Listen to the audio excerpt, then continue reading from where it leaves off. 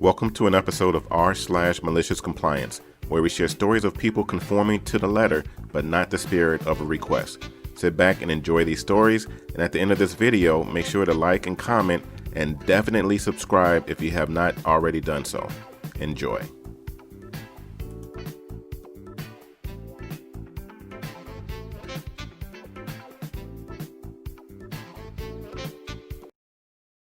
And this story is posted by u/Shazzy4. Don't appreciate me? No problem. So I used to work for this company in London that was basically an education center. Boss was a pretty nice lady, or so I thought, and would make me feel pretty good about the work I did, that is, until I started asking for more money and a higher title.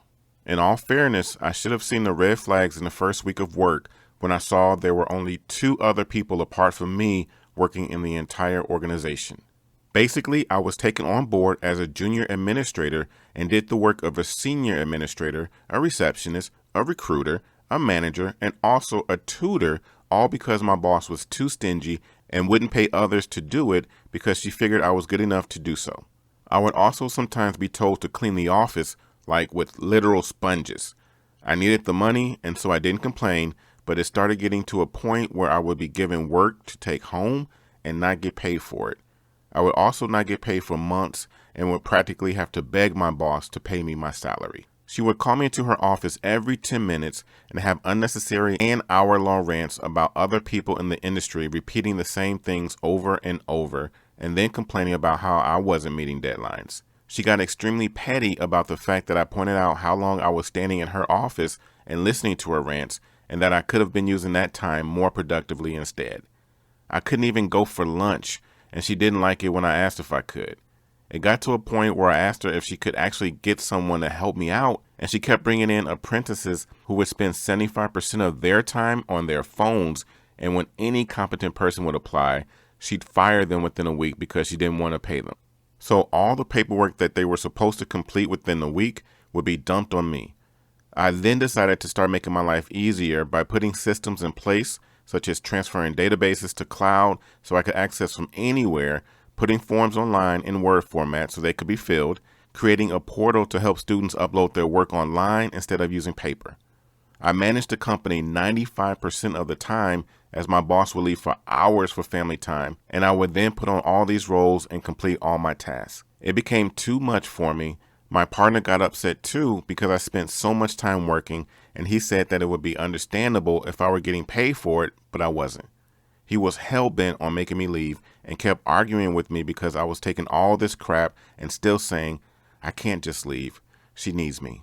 I would constantly have breakdowns. I wouldn't eat all day, so I lost so much weight. I would be working on projects during the earliest hours of the morning. I did feel really bad for her and decided I wouldn't leave for as long as she needs me and would help her out with overtime work just to ensure she was able to run the company efficiently. It actually worked out for a while until one day she spoke about salaries and told me she was going to give a higher rate to my coworker. She didn't mention anything about me, and so I confronted her about an increase in my wages since I've been there for 2 years and had taken on multiple roles but was still getting paid as a junior admin. For months, she led me on saying I promised within the next few weeks we would discuss this. She avoided me whenever I brought it up after that. Her defense was that I was too young to have a higher title and a higher salary. I'm 21. That's when I was really furious. I left her high and dry with no notice when the business was struggling, and she hadn't paid me for 3 months. She kept calling me to ask me to teach her how to use the systems I placed and that I need to come in to teach her new apprentice. Told her that I would happily do so if she paid me all my outstanding money, 700 wages, the bonus money from last year that she owed me, 500, all the money she took from me for her personal expenses and promised to refund but didn't, 100, as well as pay me for the time I would use to teach her apprentice about the systems. She didn't respond after that, but I'm assuming that she's taken the hint. As for the systems, they're not the easiest to follow. She would have to call in an IT engineer to really understand how to use the platforms. Plus, they're password protected under my admin email that I deleted off the computers before I left. It will cost her more paying the IT guy to recover the account, learn how to use the system, and then teach it to my boss, who would have to teach it to an apprentice who probably wouldn't even understand. All in all, I would say I pretty much effed her over and she still has my money, but she's going to have to use it and probably more anyway to use those systems. She called me 2 days and I texted her, "Sorry, I'm at work. Can I call you back later?" No response. Yep, pretty pissed off. And this story is posted by u/the_barking_ant.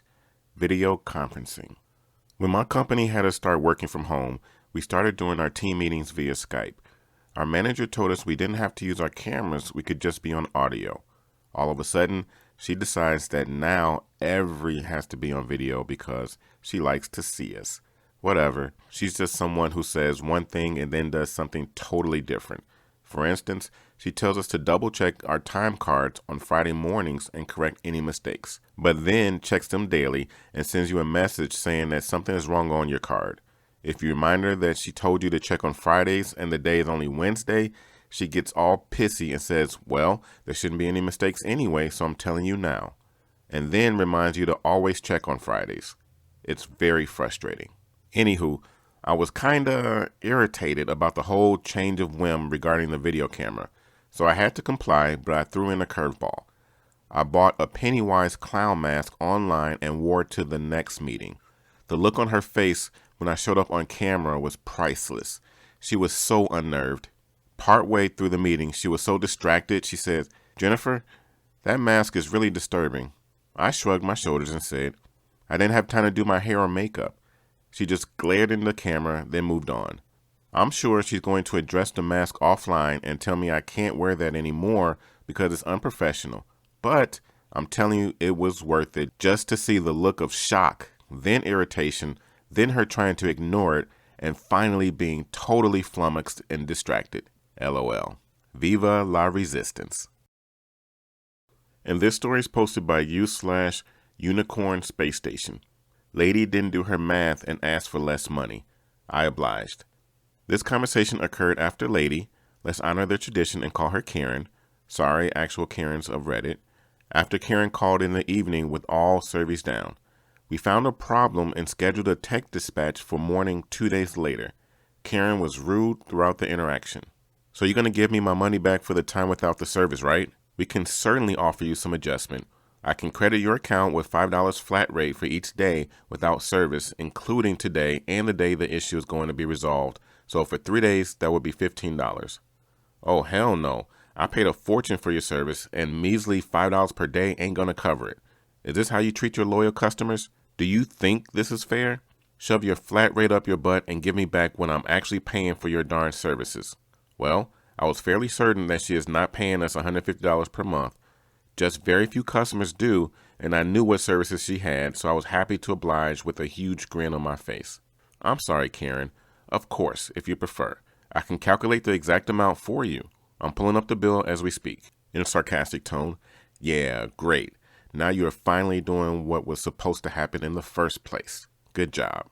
"So, Karen, I have your bill in front of me. I see here that you pay us $90 each month. If we divide that by 30 days, that's $3 per day, and the total adjustment would be $9.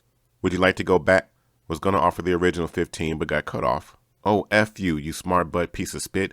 Who do you think you are? How dare you? I want to speak to your supervisor." Well, it was a really busy evening, as most evenings are, and we waited. 20 minutes for some Tier 2 supervisor to take over the call. For the entire duration of the wait, she refused to talk to me, like I care, LOL. 20-minute break. Finally, I was next in queue for Tier 2 and was assigned to a dear friend of mine who was well known for being hella smart, but also not taking customers' crap. I gave him the customer and continued working. Later that day, I met my friend on a smoke break and he told me the rest of her story.